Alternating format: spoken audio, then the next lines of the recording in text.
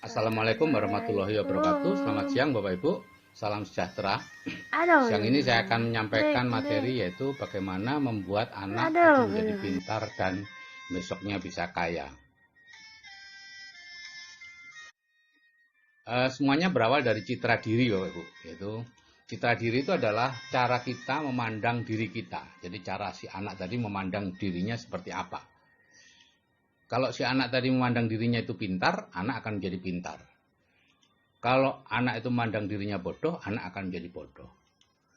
Jika kita memandang diri kita orang kaya, kita akan menjadi kaya.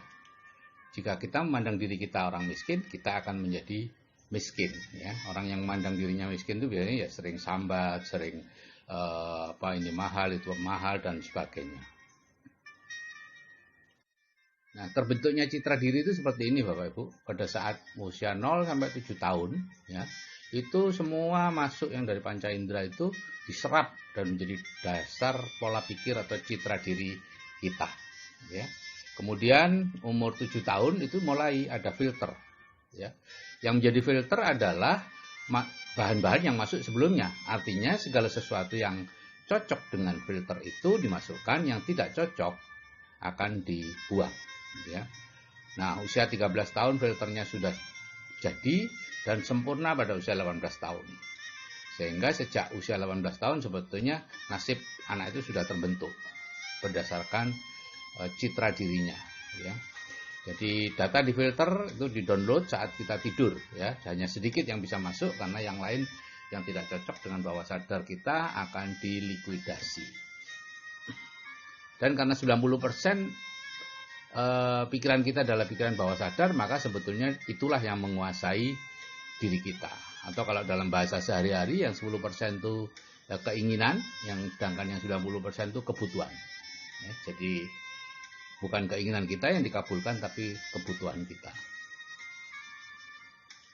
Nah, sekarang ini contoh nih terjadinya citra diri bodoh. Ya, semua diawali misalnya Abdul mendapat nilai buruk di satu mata pelajaran, matematika atau apa. Nah, itu satu kaki. Ya. Dia melihat, oh nilai saya buruk, berarti saya bodoh. Bawah sadarnya seperti itu. Tapi baru satu kaki, belum seimbang, gitu ya. Tapi kemudian ini bu gurunya belum belajar tentang cara berpikir, kemudian mengatakan ya, biasa kan Abdul, ayo belajar lebih keras ya, supaya nanti bisa dapat nilai baik. Tujuannya bagus merangsang Abdul, tapi secara ternyata itu kontraproduktif karena bawah sadar si Abdul akan mengatakan, oh berarti saya bodoh ya, sehingga perlu belajar lebih keras. Nyatanya hanya saya yang diingatkan oleh bu guru, yang lain-lain tidak, gitu ya. Dua kaki terjadi, ya. Dua kaki citra diri bodoh mulai jadi. Kemudian sampai rumah, ibunya mengatakan, ibu dulu dapat 9, kok kamu sekarang dapat 5? Nah, ini sudah 3 kaki sudah selesai sudah, ya. Citra dirinya akan mengatakan saya lebih bodoh dari ibu. Apalagi kalau ibunya membandingkan dengan kakaknya, kakakmu dapat 9, kamu kok dapat sekian gitu. Maka citra diri bodoh sudah terbentuk sempurna dan anak akan menjadi bodoh. Ya.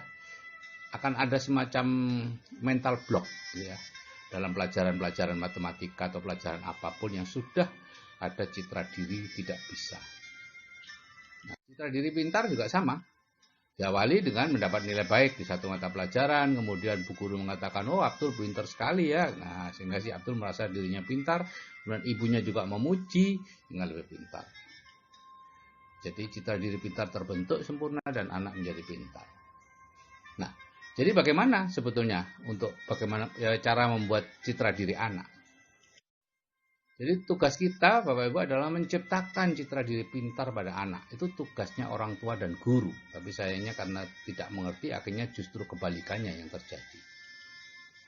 Jadi kalau kita melihat rapot itu hanya nilai yang baik saja yang dilihat, ya, dan dipuji habis-habisan. Misalnya itu nilai keterampilan atau apa 9,5, wah luar biasa ya. Bapak dulu tidak pernah lo dapat sekian. Nah, jangan pernah mengomentari nilai yang jelek. Kadang-kadang si anak, terutama anak-anak yang koleris dan lain-lain, merasa tidak puas karena ada nilai jelek. Itu kita harus menghibur mereka. Oh ini lumayan bagus, kakekmu dulu lebih jelek dari ini. Nah, atau bapak dulu lebih jelek dari ini, gitu ya. Pokoknya katakan itu supaya si anak merasa bahwa dia lebih pintar.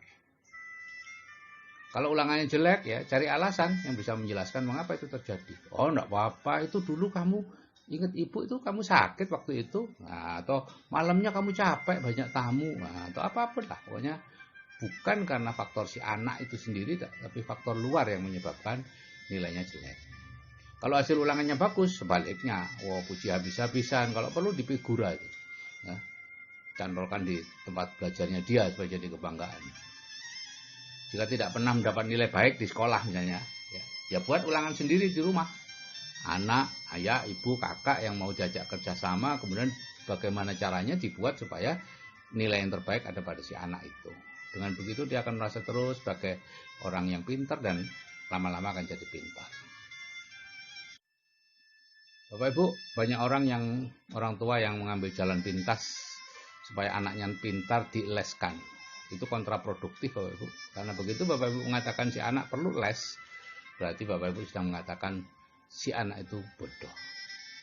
Ya, jadi jangan memberi les privat ke anak ya, kecuali materi di luar pelajaran.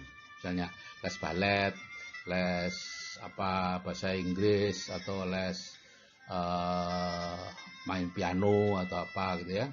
Karena kalau kita memberi les si anak di mata pelajaran yang biasa ya, kita seperti menganggap si anak itu bodoh.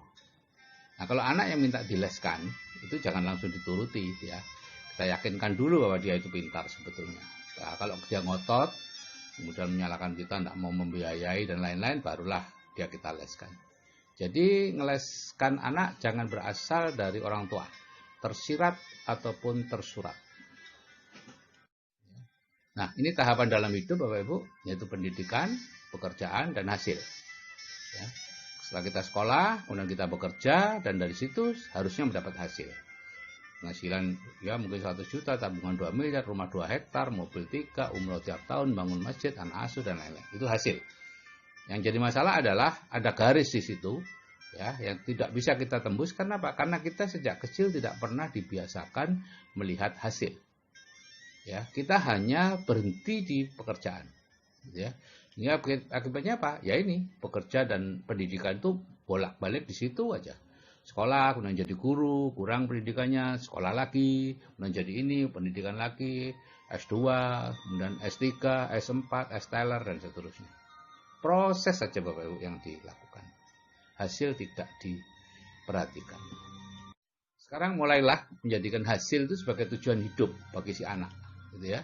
Selama ini kalau anak-anak ditanya, kalau besar jadi apa? Jawaban yang diharapkan adalah nama-nama pekerjaan. Jadi dokter, jadi insinyur, jadi polisi, jadi tentara, jadi hakim. Kalau ada yang jawab, saya ingin jadi orang kaya supaya bisa membantu banyak orang gitu misalnya ya. Dulu anak saya seperti itu waktu TK. Digiring oleh gurunya. Iya, oh bagus jadi orang kaya. Tapi untuk bisa kaya jadi apa? Oh enggak penting Bu Guru, katanya Bapak. Katanya anak saya gitu. Nah misalnya Caca ingin kaya, apa mau jadi dokter seperti bapaknya? Gitu ya. Anak saya jawab, bapak aja berhenti gitu ya. Gitu Bapak Ibu. Ya. Dan karena kita sejak kecil didoktrin untuk menjadi pekerja mencari uang, gitu ya, maka ya akibatnya kita harus terus-menerus bekerja, Bapak Ibu. Di mana kita fokus, disitulah yang akan kita dapatkan. Ya. Pensiun dari guru negeri ya mengajar di swasta atau memberi les privat. Pensiun sebagai tentara jadi satpam. Terlalu tua ya kemudian jadi pulang ke kampung, gitu ya. Pensiun dari pejabat menjadi konsultan, mengajar di universitas swasta dan lain-lain. Terus-menerus seperti itu, kalau ditanya, kenapa kok bekerja lagi? Nah, dijawab dengan alasan macam-macam, gitu ya.